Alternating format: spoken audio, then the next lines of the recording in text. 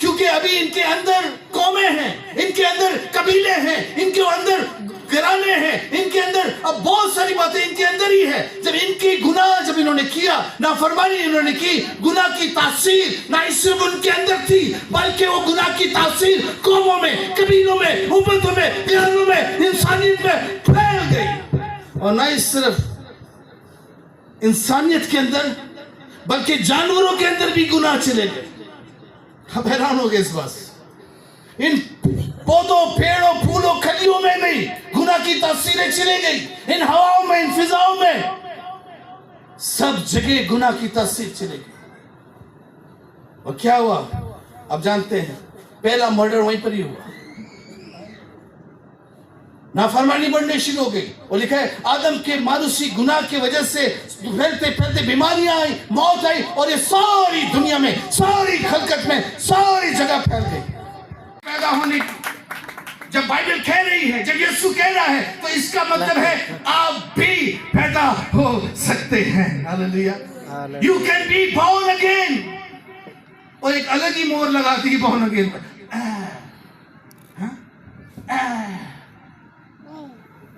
पाई mission मुर लग गई, पाई मिशन ना, हम कोई बाई मिशन माई मिशन नहीं है। यीशु आप हमारा भाई है। हालेलुया, उसने कहा जाओ मेरे भाइयों को बताओ। आमीन। असली मिशन बना छड़े। यीशु मसीह का इस दुनिया में आना एक ही मिशन था, गुनाह से रिहाई, नजात। जो 400 साल बनी इस्राएल कौम मिस्र की गुलामी में, फरोन की गुलामी में फंसे हुए थे, और एक बार फिर यीशु मसीह 400 साल बाद मलाकी से लेकर मत्ती तक गुप्त अंधेरा, उस अंधेरे में आकर कहता है मैं दुनिया का नूर हूं। हालेलुया। की नस्ल के लिए ईमानदार कहीं पर भी है, किसी लाइन में पे भी है, किसी जगह पे भी है, वो खामोश नहीं रह सकते। आमीन। तो दूसरी हैरत अंगेज पैदाइश किसकी थी? हवा की। खुदा ने आदम के अंदर से, उसकी पसली से औरत को बनाया। तीसरी हैरत अंगेज पैदाइश इन दोनों के मिलाप से, इनके मैरिज सेक्रीमेंट से, सेक्सुअल रिलेशन से, जिसके जरिए मैं और आप और तमाम दुनिया, जो कोई इस दुनिया में आया, उसका आना ऐसा ही है। हमें बगैर इस सिस्टम के वो आ नहीं सकता, इस दुनिया में पैदा नहीं हो सकता। सो क्या कौन पैदा हुआ? काहिन पैदा हुआ। आमीन, आमीन। काहिन, उर्दू में क्या बोलेंगे? काहिन, काहिन पैदा हुआ। जब नए सिरे से पैदा होना जरूरी है,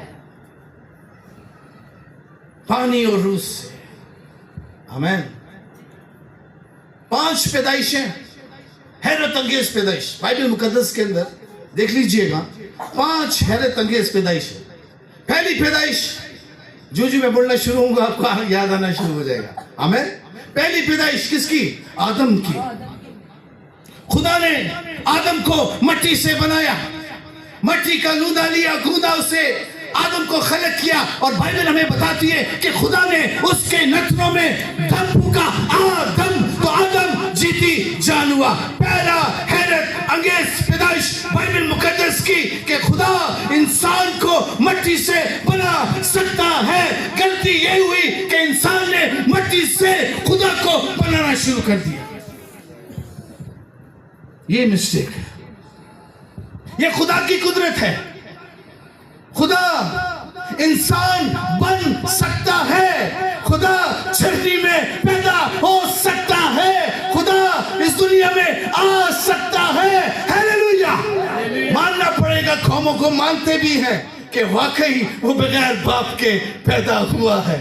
गैर कौम, गैर अक़वाम मानते मजबूरी है, क्योंकि ये खुदा का कलाम है, ये आसमान का पैगाम है और आसमान पर रिजॉइस हो रहा है। आमेन, आमेन। पहला हैरत अंगेज पैदाइश बाइबल मुकद्दस की, आदम को मट्टी से बनाया। दूसरी हैरत अंगेज पैदाइश, आमेन, मैंने कहा याद आना शुरू हो जाएगा। हाँ, हवा को आदम की पसली से बनाया। हाउ कैन बी, लेकिन खुदा ऐसा कर सकता है। प्रेज गॉड, खुदा ये कुदरत रखता है। खुदा ने क्या कहा इब्राहिम से, अगर तू खामोश हो गया हाँ तो ये पत्थर चिल्ला उठेंगे। लिखा है रूह कुदस की कुदरत। हाँ, मरियम परेशान हो गई इस बात के लिए। मरियम ने कहा हाउ कैन बी, कैसे हो सकता है, मैं मर्द को जानती नहीं। जानने का मतलब नो सेक्सुअल रिलेशन, मेरा मर्द से कोई ताल्लुक नहीं, मैं नहीं मर्द को जानती, तो ऐसा कैसा होगा। तो क्या कहा, मैसेज क्या था कि खुदा ताला की कुदरत तुझ पर नाज़िल होगी। दो बातें, नंबर एक कलाम, नंबर दो रूह कुदस। बोले कलाम, रूह कुदस। ये दो बातें क्रिस्त को खुदा का बेटा बनाया है, इस दुनिया में लाया है। हालेलुया। वो रूह कुदस की कुदरत से पैदा हुआ है, सेक्सुअल रिलेशन से नहीं, इंसानी सोच से नहीं, बल्कि प्रेज गॉड, हालेलुया, उस मैसेज से खुदा का बेटा इस दुनिया में आया है। अगर आप भी उसके बेटे और बेटियां बनना चाहती हैं तो दो ही बातें हैं, फिर खुदा के कलाम को कबूल करें और रूह कुदस से मामूर हो जाएं। हालेलुया। इसका मैसेज जेनेसिस के अंदर ही मिल जाता है, उसके तीसरे बाब के अंदर ही। हालेलुया। वहां पर क्रिसमस और ईस्टर दोनों ही है। Praise God. मैं औरत की नस्ल से, आमेन, उसके सर को कुचवाल दूंगा। आमेन। औरत का नस्ल नहीं होता है, एक ही है जो आदम के सिजराई नस्ल से नहीं बल्कि कुआरी मरियम के बदले हिदत से पैदा हुआ है। हालेलुया, खुदा का बेटा। हालेलुया। क्योंकि आसमान से जो पैगाम आया है और वो ये कह रहा है, खुदा का फरिश्ता जो खुदा की हजूरी में रहता है रात और दिन, वो तैयार रहता है कि कब खुदा मुझे कलाम दे, कब खुदा मुझे ऑर्डर दे, मैं ऐसा मैसेंजर जाकर खुदा का पैगाम खुदा के लोगों तक पहुंचाऊं। वो इंतजार में रहता है और उसे क्या पैगाम मिला कि तू जाके बता दे कि वो मानूदे मुकद्दस खुदा का बेटा कहलाएगा। हालेलुया। कहना पड़ेगा बेटा उसको। आज जिंदगी के अंदर खुदा का डर है। I am pastor. Okay, you are pastor. Yes, I am pastor. यो ना बात कि मैं पास्टर हूं। वाओ। सो आपकी कलीसिया नहीं, मैं आजाद मुनादी करता हूं। Wow, tell me more about it. मैं आजाद मिनिस्ट्री करता हूं। सुन लीजिए, बादशाही तो ढूंढी नहीं और उसकी राष्ट्रवादी के भूखे प्यासे हुए नहीं। मिनिस्ट्री शुरू हो गई, चर्च बिल्डिंग शुरू हो गए, बड़े बड़े प्रोजेक्ट शुरू हो गए। पहला काम तो किया नहीं, पहले ढूंढो उसकी बादशाही और उसकी राष्ट्रवादी, फिर सारी चीजें तुम्हें मिलती जाएंगी। आज बहुत सारे लोग ऐसे है। और अब क्या होने वाला है। हालेलुया। सलाम तुझ पर जिस पर, हालेलुया, तुझ पर फजल हो गया है मरियम, तुझ पर सलाम। तू बेटा जनेगी और उसका नाम तू क्या रखना, यीशु रखना, और वो अपने लोगों को उनके गुनाहों से क्या देगा, क्या देगा, पीछे वाले क्या देगा, नजात देगा। भाई, नजात किसी और नाम में नहीं है। नजात कोई और नहीं दे सकता। आपको लोग तसल्लियां दे सकते हैं, आपको कर्जा दे सकते हैं, आपको बोल वचन देकर आपको किसी साइड पर लगा सकते हैं, लेकिन नजात कोई और नहीं दे सकता। नजात सिर्फ यीशु मसीह के पास। कोई नबी, कोई पैगंबर, कोई बुद्धा, कोई खुदा, दुनिया के तमाम देवी देवता आपको नजात नहीं दे सकते। लेकिन जिसकी मैं प्रस्तुति करता हूं, जिसकी हम तारीफ करते हैं, जिसकी हम सताइश करते हैं, जिसकी हम ताजीम करते हैं, वो सबसे पहले आपको नजात देना चाहता है। हालेलुया। और बाइबल हमें सिखाती है पहले ढूंढो उसकी और उसकी रास्तबाजी, तो सारी चीजें तुम्हें मिलती जाएंगी। पहला काम तो किया नहीं, हो गए हैं। खुदा कलाम न करे इसका मतलब है जिंदगियों के अंदर तारीकी है। और 430 साल तक खुदा ने कोई नबी, कोई पैगंबर नहीं भेजा। खुदा अपनी कौम से कलाम नहीं कर रहा। अगर खुदा आपसे अगर आज राज कलाम करे तो इसका मतलब है you are still son, you are still daughters. आमीन। अगर खुदा आपसे कलाम करता है तो इसका मतलब है आप अब भी उसके बेटे हैं, आप अब भी उसकी बेटी हैं, क्योंकि वो कलाम कर कर अपने लोगों को नसीहत करता है, वो कलाम कर कर अपने लोगों को शिफा बख्शता है। अगर खुदा कलाम ना करे तो इसका मतलब है कि कुछ तो गड़बड़ है।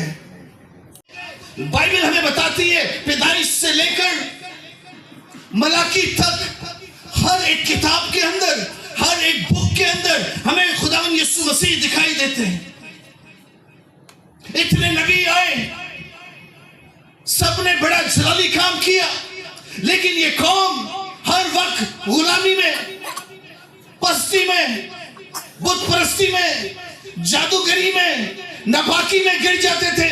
खुदा इनसे नाराज हो गया और फिर तारीख ये बताती है कि फिर 430 साल तक खुदा ने अपनी कौम से बात नहीं किया, अपनी कौम से गुफ्तगू नहीं की।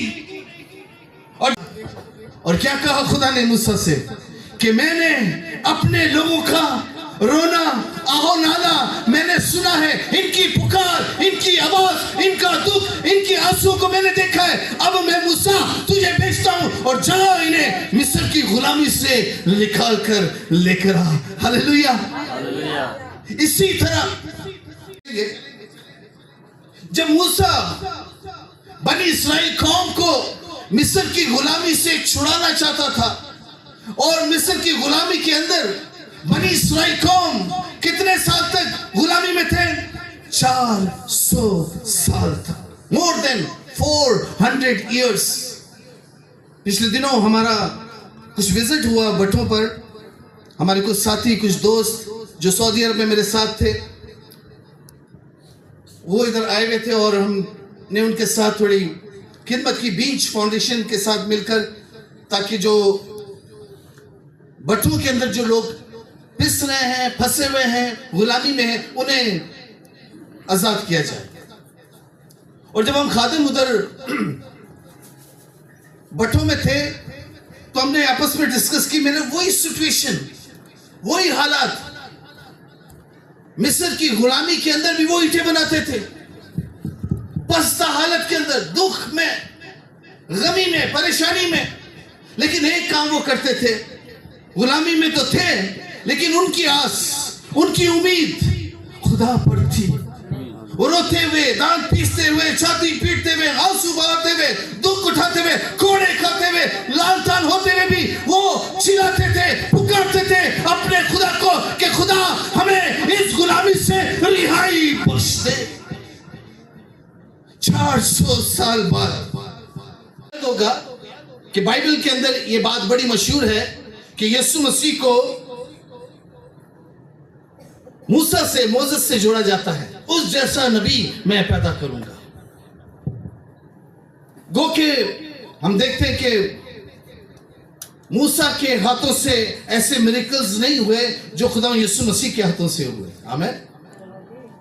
अंधे देखते, लंगड़े चलते, गूंगे, अब मेरे साथ रही, अंधे, लंगड़े, गूंगे, बहरे, खोड़ी, और मुर्दा हालेलुया आने वाला आया नहीं the son of man is here खुदा का बेटा बेटे का मतलब पहले भी बताया अभी भी बताता हूं बेटे का मतलब निकला हुआ खुदा में से निकला खुदा में से आया यीशु मसीह खुदा का बेटा है कलमा और बेटा एक ही है कलमा लोगस यूनानी में LOGS लोगस कलमा यानी खुदा का कलाम कलाम मुजस्सिम हुआ और रूह और सच्चाई से मामूर होकर हमारे दरमियान रहा और हमने उसका ऐसा जलाल देखा कैसा ऐसा जलाल देखा जैसे बाप के पीछे वाले बाप के इकलौते का हालेलुया इस बात का सबूत है कि खुदावंद यीशु मसीह इस दुनिया में इसलिए आए ताकि इब्लीस के कामों को मिटाए रद्द करे और वो लोग जो तारीकी में है गुमराही में है जहालतों में है बेवकूफी में है नापाकी में है बुत परस्ती में है जादूगरी में है जिस किसी मुश्किल में है उन्हें रिहाई बख्शे हालेलुया दुनिया के लिए मैसेज जोरदार तालियां बजाएंगे।